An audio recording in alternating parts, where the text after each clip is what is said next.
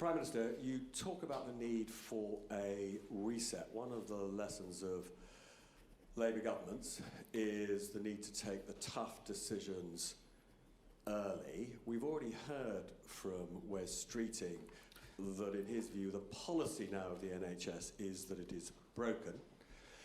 If in the coming weeks, as you go through department by department, you find that things are worse than you expected, are you prepared to take tough decisions early, including possibly raising more from taxation?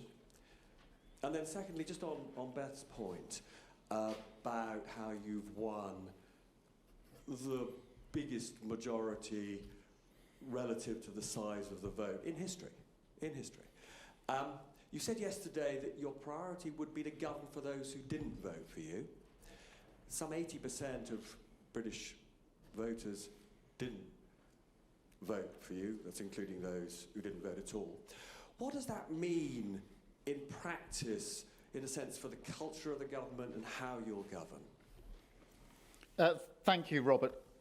Look, in relation to the tough decisions, we're going to have to take the tough decisions and take them early, and we will. We will do that with a raw honesty. And that's really what sat behind Wes Streeting's description yesterday of the NHS as being broken.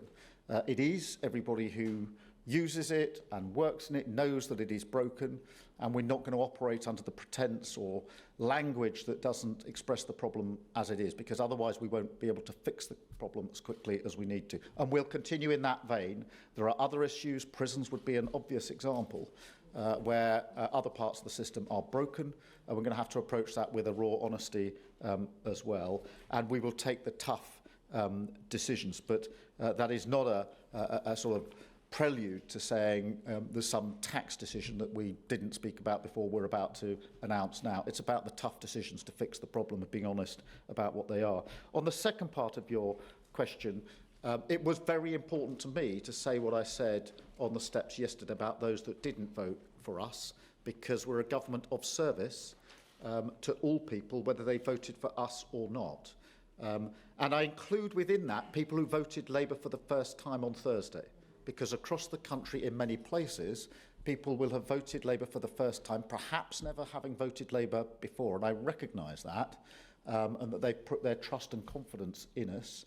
And we have to repay that. So we hold them in our mind's eye. People who didn't vote for us need to know that we will serve them, that we will not turn our back on people just because we don't think they voted for us. We'll govern for the whole country. And that's what I meant by what I said yesterday. It's about taking the country forward and doing that, in conjunction with our First Ministers, doing that in conjunction with our mayors and other elected representatives across the areas, so that we can govern for the whole of the country and take the country forward and turn our back on tribal politics and simply picking issues we want to fight just for the party politics of it. That's what's gone wrong, in my view, in the last few years, where priorities are simply set by party advantage rather than country first. And that's an example of what I mean by country first, party second. And that's the approach we'll take. Thank you, Robert.